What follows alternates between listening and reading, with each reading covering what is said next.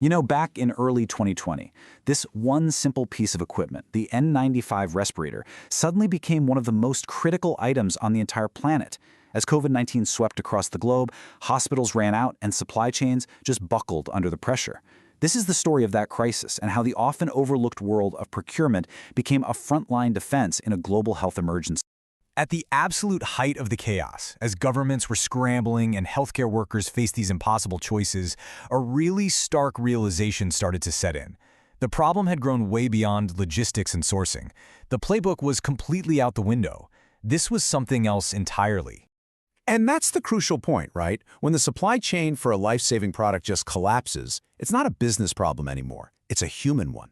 The mission shifted overnight, from managing costs to saving lives, and that put procurement at the very heart of the entire response.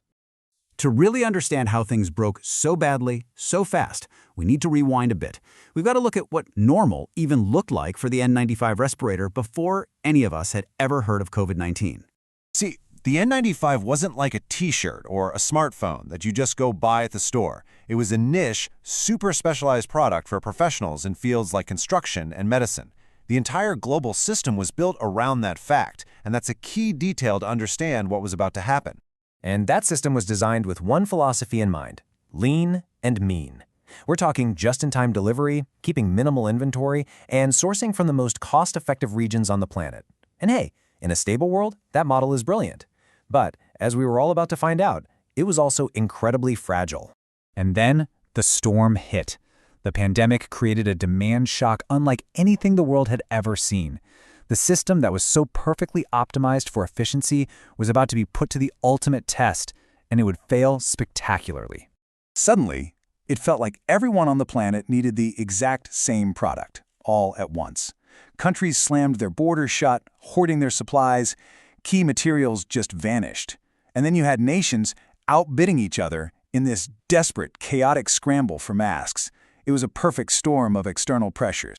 But the system didn't just break from the outside. It had these deep internal flaws. The whole world was relying on just a few places to make these masks and their specialized fabrics. You couldn't just build a new factory overnight.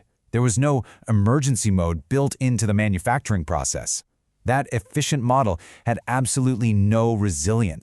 This comparison really gets to the heart of the huge pivot that had to happen. The entire mission of procurement changed in a matter of days. The old goals of, saving a few percentage points on cost became completely irrelevant. The only thing that mattered was getting the product. Period. So this is where the story turns. Faced with a completely broken system, procurement teams, particularly at a major producer like 3M, had to transform. They went from being a back-office function to becoming the strategic nerve center for the entire crisis response. 3M made a critical decision. Instead of just trying to navigate that chaotic global market, they would double down and radically increase their own production on home soil. Now, this wasn't just a manufacturing choice. It was a strategic procurement decision to take control of the supply chain. And here's how they did it. It was a clear four-part plan. They stopped making less critical products to free up lines for N95s. They launched emergency missions to find and secure raw materials. Crucially, they prioritized sending every possible mask to healthcare workers, and they worked directly with governments to make sure those masks got where they were needed most. The transformation was perfectly captured by this idea. This was procurement acting as a strategic command center. Professionals weren't just filling out purchase orders anymore. They were coordinating with manufacturing, logistics, and government agencies, making these high-stakes decisions that directly impacted the front lines. But here's something that is so important to remember. Speed didn't mean chaos. Even in the middle of a global emergency, the rules of governance still mattered. Every shortcut had to be documented, every new supplier vetted for quality, and every decision about who got masks had to be fair and defensible. Accountability was absolutely non-negotiable. So what did we learn from all this? From being pushed right to the brink? This entire episode forced a complete reevaluation of what a good supply chain actually is, and the lessons learned are so critical for our future.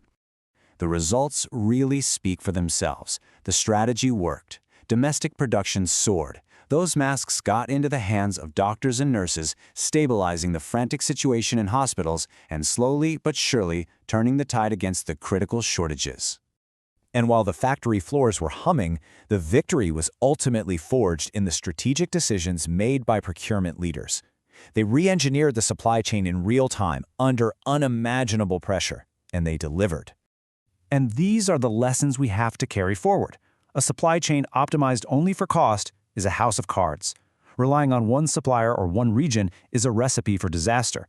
And we now know, without a doubt, that procurement is a life-saving function, where strong governance is the bedrock of trust. Ultimately, the N95 crisis redefined what procurement means. It's not just a department that buys things. It's the guardian of operational continuity, a center of corporate responsibility, and a critical pillar of leadership in a crisis. And that leaves us with a final, vital question to consider. Look at your own organization, your own industry. Have we truly learned the lesson?